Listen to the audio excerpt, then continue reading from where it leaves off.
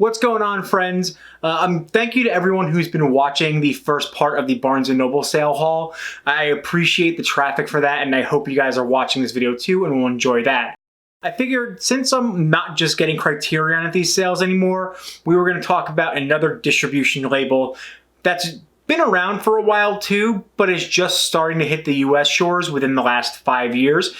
And that, my friends, is Arrow Video. The first thing you need to know about Arrow Films, or Arrow Video, is that their parent company is Arrow Films, and they were started in the UK in around 1991. They released mostly cult horror and independent horror, foreign horror, as their mainstay in the UK as far as like distribution in that market. In 2012, they started releasing their own edits of the film where they would restore the films and buff up the sound and make it the best possible version. This started with the Zombie Flesh Eaters, which we know in the US as Zombie, or in Italy is known as Zombie without an E, 2, directed by Lucio Fulci. And they decided this because they had a criticism for a while of not releasing the best scans of the movie because they were just using whatever was available to them at the time and not really opting to hire out of editing houses. They also had such a backlog of films to release, they kind of had to do that because they had a lot to put out. Some movies would just get bad transfers or just would not be released at all. They shifted to the Criterion method. They might not have done it because of Criterion, but it's a similar business model where they restore the films. They don't release as many per month, and they release the best quality version out there.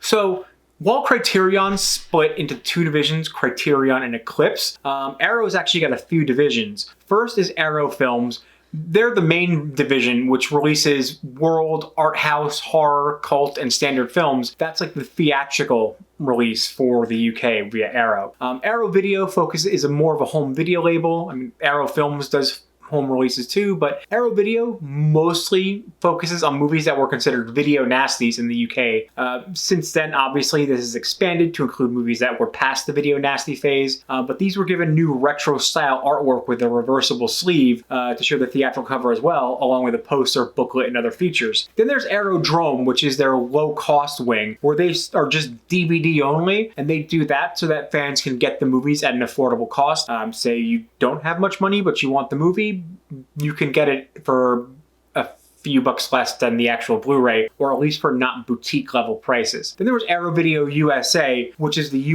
North American division, which started in around 2015. They did a crowdfunding in 2014 to start that up so they could have the additional funds to enter the market because they knew it was a lucrative market, but you still needed overhead to now get new kinds of discs because there is region coding in Blu-ray, and they also they knew it was a great market for this kind of film as well. As a matter of fact, of that move, one of the reps for Arrow had stated that they decided to enter the North American market because of the changing market for physical media, and that it was not dying, but evolving, which I've said before, I think is absolutely the case. Physical media is never going to truly die, but it's going to live on through distribution labels like Criterion, like Arrow, like Shout Factory or Scream Factory.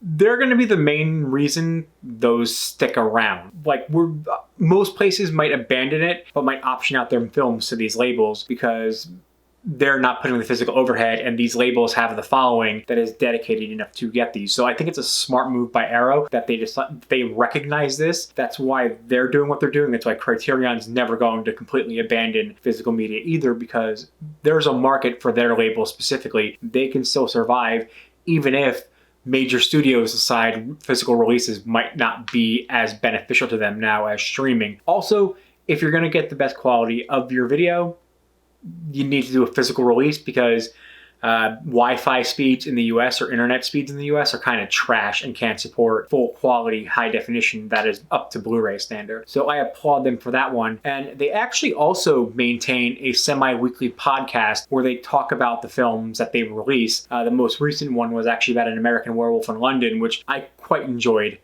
But I would definitely suggest checking that out. It's on SoundCloud and it's on CastBox. I'm going to show you an example of the way they actually package their films. I'm going to use C.H.U.D as an example.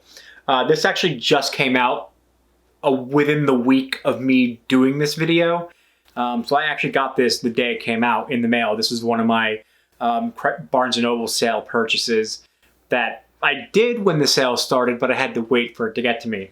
So you'll see here, the artwork here, that's the original artwork, but when you pull it out, it's got the original poster's artwork here. I kind of love this poster of C.H.U.D with like the C.H.U.D coming out of the sewer.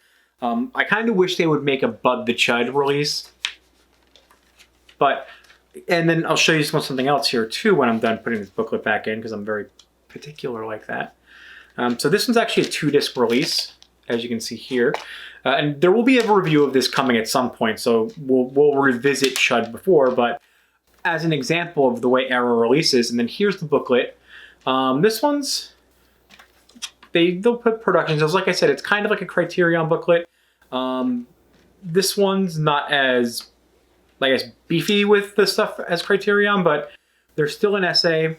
They talk about the film itself. They talk about the transfer. By the way, if you do like horror films, I would recommend getting this release for it. The scan for it, or at least a lower quality version, because again, streaming doesn't do the best quality that you can watch a film in. But judging by what they show on Shudder, which is where a lot of the Arrow North America releases are put for streaming, it only gets better on Blu-ray, and it's still fantastic on Shudder as well. So I hope you enjoyed this video, guys. Don't forget to like, share, subscribe, ring that bell. Also, go to the comments section below. Let me know what your favorite Arrow release is. Is it C.H.U.D? Is it Ring? I'm not going to say Ringu. Not going to do it. It's not a word. No such word in Japan. Is it Hellraiser? Is it Weird Science? Reanimator? Is it something else? Is it The Hills Have Eyes? Let me know in the comments section. Don't forget to follow me on Instagram, Twitter, Twitch, and Letterboxd at HipsterPunchy. I'll see you guys later this week. Over and out.